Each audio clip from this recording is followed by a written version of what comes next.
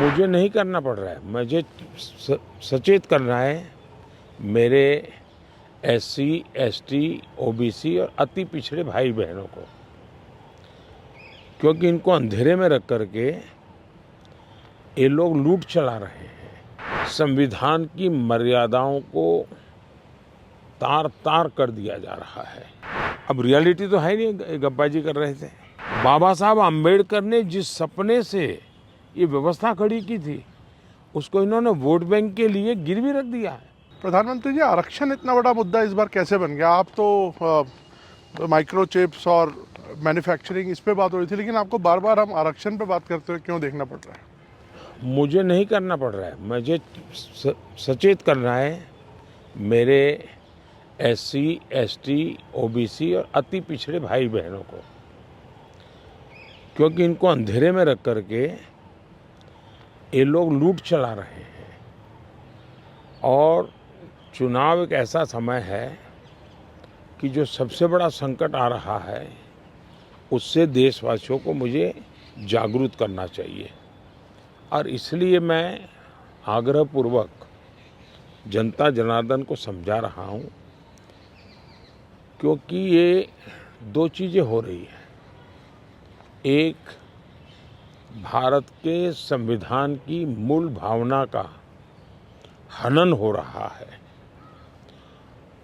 संविधान की मर्यादाओं को तार तार कर दिया जा रहा है, और वो भी अपनी वोट बैंक की राजनीति के लिए। अब मुझे याद है, मैंने हाउस में कभी कांग्रेस के नेताओं को सुना तो वो ये कहते थे कि पीएसयू का प्राइवेटाइजेशन कर रहे हैं आप, तो आप आरक्षण मिटा देना चाहते हैं। अब रियलिटी तो है नहीं, गप्पाजी कर रहे थे। लेकिन मेरे सामने आया कि जो लोग इतने बड़े दलितों के हितैषी अपने आप को कहते हैं, आदिवासियों के हितैषी कहते हैं, वे हकीकत में उनके घोर दुश्मन हैं। इन्होंने रातों रात एजुकेशनल इंस्टीट्यूशंस को माइनॉरिटी इंस्टीट्यूशंस बना दिया। माइनॉरिटी इंस्टीट्यूशन बना दिया तो उन्होंने आरक्षण उसमें खत्म कर दिया। अब उनके अधिकार क्षेत्र में नहीं था, वैसा एक नियम बदल दिया उन्होंने, और यूनिवर्सिटी तक को माइनॉरिटी स्टेटस दे दिया। अब दिल्ली में ही जामिया मिलिया जो यूनिवर्सिटी है, उसको उन्होंने माइनॉरिटी बनाते, उसमें सारे आरक्षण खत्म हो गए। एडमिशन में भी नहीं, नौकरी में भी नहीं।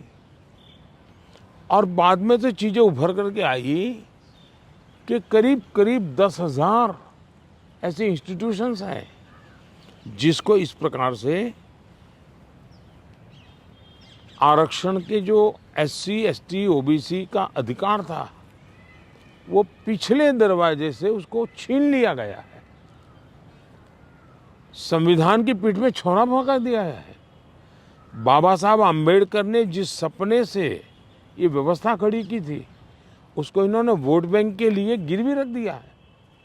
तो ये एक चिंताजनक बातें मेरे सामने जब आई, तब मुझे लगा कि मेरा दायित्व बनता है कि मैं देश को अवगत। इतने में इनका मैनिफेस्टो आया। इस मैनिफेस्टो ने और चौंका दिया, और इसलिए मैंने पहला मैनिफेस्टो देखते ही मेरा पहला कमेंट था कि ये मैनिफेस्टो पर मुस्लिम लीग की छवि है। तो 2-3 दिन तो उनको लगा कि इसका जवाब देने की ज़रूरत नहीं है, ये अपने आप ही बात खत्म हो जाएगी।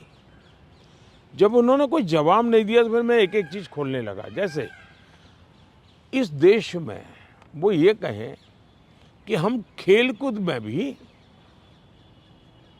माइनॉरिटी के लिए कोटा फिक्स करेंगे।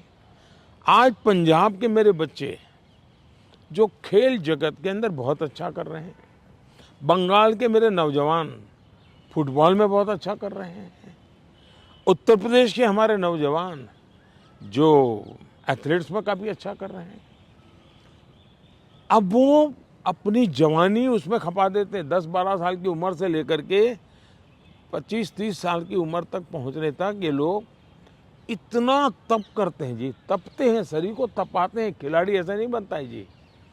और सुबह रात को नींद नहीं आती, सुबह 4 बजे उठ करके चले जाते हैं। अब कहते हैं नहीं, ये माइनॉरिटी के लिए कोटा होगा, तो मेहनत करने वाला मेरा नौजवान जाएगा कहाँ जी? उनका क्या होगा? दूसरा उन्होंने कहा कि देश में अब जो टेंडर होंगे उस टेंडर में भी वे माइनॉरिटी के लिए आरक्षण करेंगे। मतलब ये हुआ कि आज मान लीजिए कोई कहीं पर बहुत बड़ा महत्वपूर्ण ब्रिज बन रहा है, उस ब्रिज में कौन ब्रिज बनाएगा? तो जिसके पास ट्रैक रिकॉर्ड है, जिसके पास संसाधन है, जिसके पास कैपेबिलिटी है, जो परफॉर्म कर सकता है, सारे उसकी जो रिक्वायरमेंट उसकी पूरी करता है, उसमें कंपटीशन होती है और कंपटीशन में जो निकलता है उसको टेंडर मिलता है। ये कहते नहीं, ये सब बाद में। अब मुझे बताइए, अगर इसी प्रकार से सिर्फ धर्म के आधार पर कोटा दे देंगे, वो ब्रिज बनेगा, लोग मारे जाएंगे, तो कौन जिम्मेवार होगा? क्या आप वोट बैंक के लिए आप आने वाली पीढ़ियों को भी तबाह करना चाहते हैं? तो ये ऐसे विषय थे जो कांग्रेस ने अपनी वोट बैंक की खातिर मैदान में उतारे।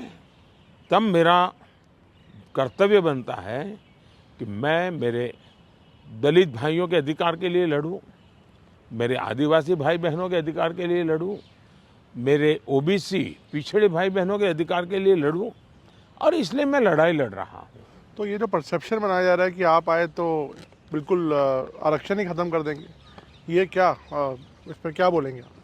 इन्होंने ये पाप कर दिया है, उसके खिलाफ मैं बोल रहा हूं, इसलिए उनको झूठ बोलने के लिए ऐसी चीज़ों का उपयोग करना पड़ रहा है।